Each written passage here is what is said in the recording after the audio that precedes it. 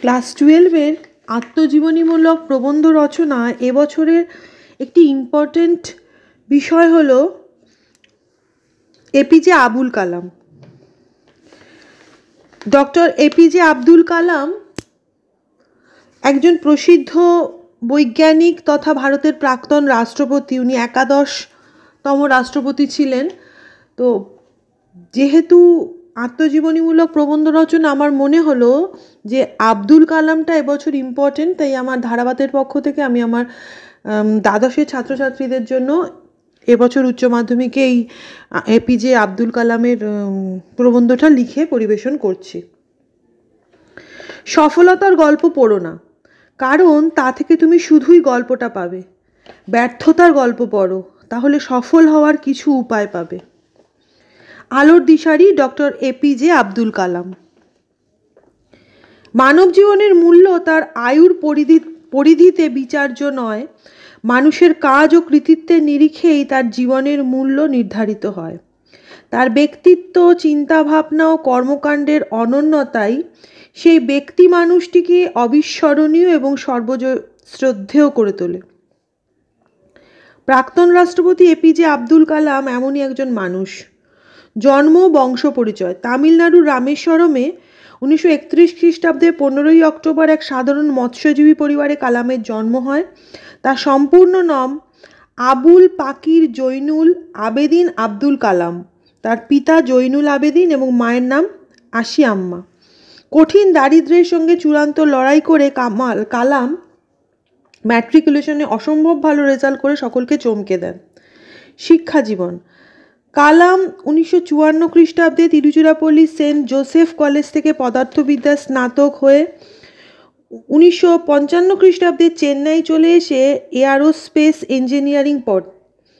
তখন কালামের দুচোখ ভরা স্বপ্ন ভারতীয় বায়ুসেনার বিমান চালক হবেন, কিন্তু তার ভবিতব্য তাকে বিমান চালক না করে বিশ্বসেরা পরমাণু বিজ্ঞানীতে পরিণত করে।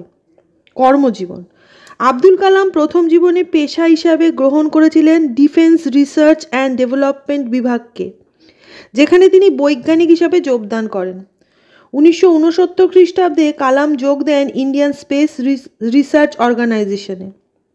তবে এর মাঝে কিছুদিন তিনি প্রধানমন্ত্রীর বৈজ্ঞানিক উপদেষ্টাও ছিলেন। তার কর্মজীবনের সর্বোচ্চ খ্যাতি অগ্নি এবং পৃথ্বী মিসাইল প্রকল্পে অংশগ্রহণ এবং বিপুল সাফল্য অর্জন। মহাকাশযান এবং স্যাটেলাইট বহনকারী PSLV এবং SLV-3 রকেট তৈরিতে তিনি গুরুত্বপূর্ণ ভূমিকা পালন করেন। তাহলে তাকে এই কারণে মিসাইল ম্যানও বলা হয়।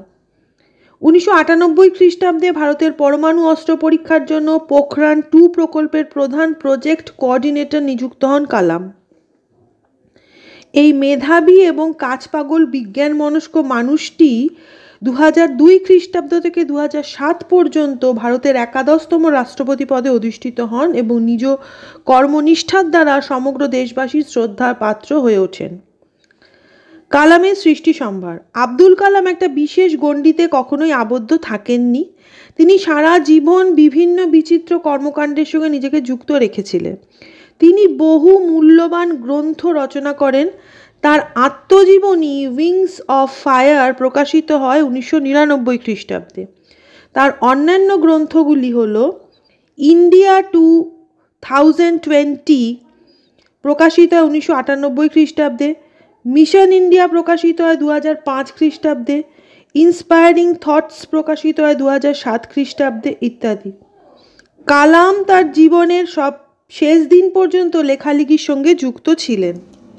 পুরস্কার ও সম্মান। আব্দুল কালাম জীবদ্দশায় দেশ বিদেশের বহু পুরস্কারে সম্মানিত হন। ভারত ও ভারতের বাইরে 40টি বিশ্ববিদ্যালয় তাকে সাম্মানিক ডক্টরেট উপাধি প্রদান করেছে।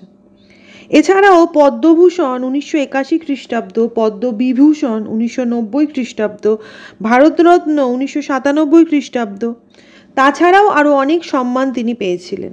জীবনাবসান। 2015 খ্রিস্টাব্দে 27শে জুলাই শিলংয়ের এক বক্তৃতা মঞ্চে বক্তব্যরত অবস্থায় আচমকাই জ্ঞান হারিয়ে তিনি মৃত্যুকোলে ঢলে পড়েন। এই কর্মযোগী ও মানব ধর্মের পূজারী দেশের মানুষের জন্য যে স্বপ্ন, কাজ ও চিন্তা রেখে গেছেন তা বাস্তবায়িত হলে ভারত সত্যিই জগৎসভায় শ্রেষ্ঠ আসন লাভ করবে। এই বিজ্ঞান পাগল মানব ধর্মের পূজারীর সম্পদ ছিল সুবিশাল। 2500 বই, 6টি প্যান্ট, 4টি শার্ট, 3টি স্যুট ও অগণিত পদক ও সম্মান। তার মতো ব্যক্তিত্বের পক্ষেই এটা সম্ভব। তিনি অবলীলায় বলতেন, যদি তুমি সূর্যের মতো উজ্জ্বল হতে চাও তাহলে সবার আগে তোমাকে সূর্যের মতো পুড়তে শিখতে হবে। এটা হলো উচ্চ মাধ্যমিক 2024-এ একটি গুরুত্বপূর্ণ আত্মজীবনীমূলক প্রবন্ধ রচনা, আলোর দিশারি, ডক্টর এপিজে আব্দুল কালাম। ধারাপাতের পক্ষ থেকে আমি যথাসম্ভব সুন্দর করে গুছিয়ে লেখার চেষ্টা করেছি। আশা করি তোমাদের ভালো লাগবে, কাজে আসবে। ভালো লাগলে অবশ্যই একটা লাইক করো, একটু শেয়ার করো, এবং এখনও যারা ধারাপাতকে সাবস্ক্রাইব করোনি তারা প্লিজ সাবস্ক্রাইব করে নিও। আমি শর্মিষ্ঠা নতুন ভিডিও নিয়ে ধারাপাতকে সঙ্গে নিয়ে খুব তাড়াতাড়ি আবার ফিরে আসছি।